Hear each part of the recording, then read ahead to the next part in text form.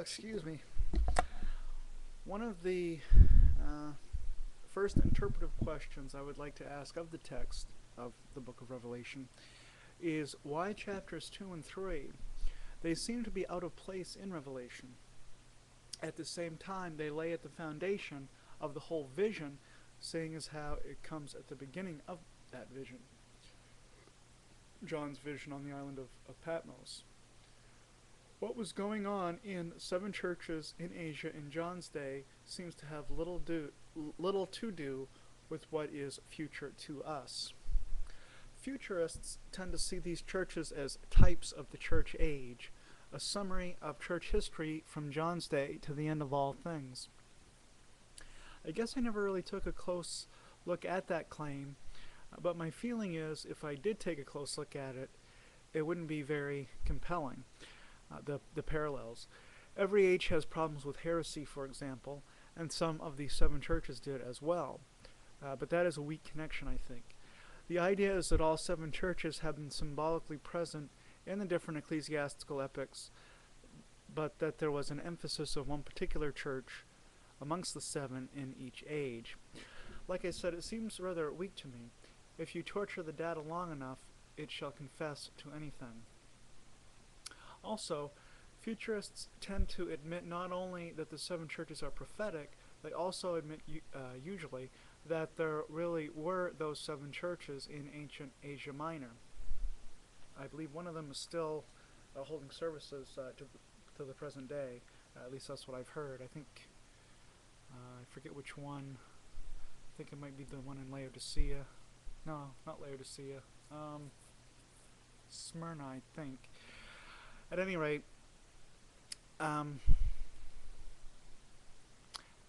they really were 7 actual churches in Asia Minor that John was writing to. And you remember the hermeneutical version of Occam's razor. We should not read double meanings unless we have very good reason to do so. And it seems we don't, in this case, have a good overriding reason to suppose a double meaning. If you're willing to humor me then, suppose that the 7 churches are not prophetic in nature, or at the very least are not primarily prophetic in original intent. On this interpretation, what follows? Why, again, are chapters 2 and 3 included in the book of Revelation? Even the futurists will admit that the purpose of the book of Revelation was to edify the first century church while in the throes of persecution. This persecution is alluded to in the 7 letters, or in the 1 letter to the 7 churches. I think it was a single letter, but it may have been 7 different letters. At any rate, did the apostolic church care about the politics and economy of 2050? If, for all I know, that might be when the end of all things comes. Well, they wouldn't be interested in those things, I would think. They would not be very concerned about this, or they would be very concerned, though, about the sovereignty and goodness of God. But God is capable of revealing that aspect of himself without revealing details about our own future, a future which the first century world would be incapable of understanding.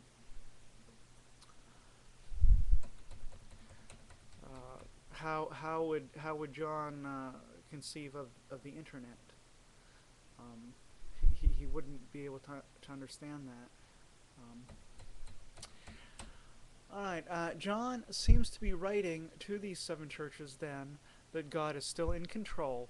Yes, things are getting tough and they may get darker before the dawn, but the apostolic Christians need to be patient and continue trusting/following God. That is the foundation of the revelation of Jesus Christ which John receives in his book, and it is only proper to take that as the major thrust of the Christocentric revelation as a whole.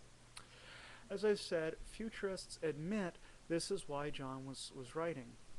But they go on to say that John was also writing to perhaps our own generation to get the final generation ready for the rapture, and for those of us who are left behind to be ready for the Antichrist, perhaps converting to Jesus right after the rapture as a result of the rapture. You see how important the questionable principle of double fulfillment can be for the futurist position.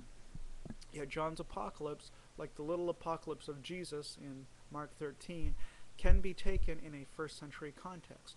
What is more, there is little, if any, reason to suppose it has a second context as well, namely our own, perhaps near, future.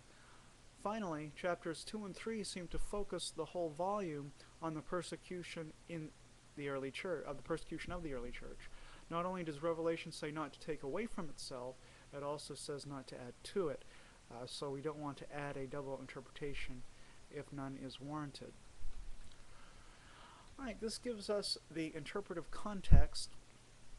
The early church was going to continue to face persecution, and they needed divine guidance. They needed to see Jesus again, just like the troubled Narnians needed to see Aslan again in Prince Caspian, both the movie and the book, to be reassured that he had not forgotten or abandoned them.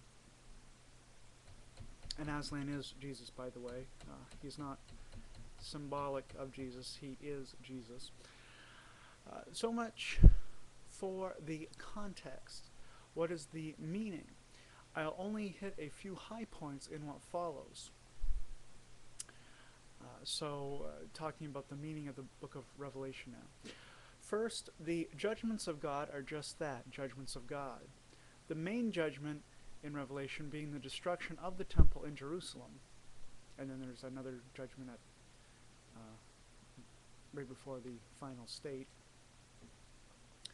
Who was this judgment on? The Jewish nation. Why? For rejecting the Messiah.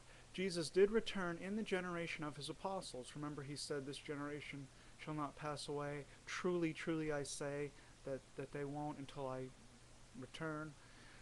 Well, he returned in 70 A.D. to judge the Jewish nation. He returned spiritually for judgment. Who was the Antichrist next? We'll move on to the Antichrist next. Who was he? Nero. Some manuscripts of Revelation give the number of the beast as 616, if I remember right, and others as 666. I think there's only one manuscript with 616, but there could be others. But the original number was apparently 666. Both these numbers are Gematria values for Nero. Gematria is a Kabbalistic practice of taking the letters of words, usually Hebrew letters, and changing them to numbers which are then added together. A equals 1, B equals 2, etc. And Nero was called the Beast. That was a nickname he had because he was so vicious. Also, he used to wear the fur of a beast at times. I think he would do something like go into the Colosseum and eat people all dressed up like a lion, I think. But he would wear some kind of a fur, so he would look like a beast as well.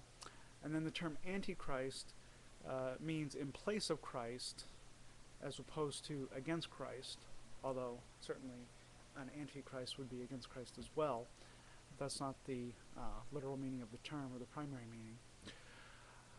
And certainly Nero was in the place of Christ. He demanded to be referred to as Lord and God.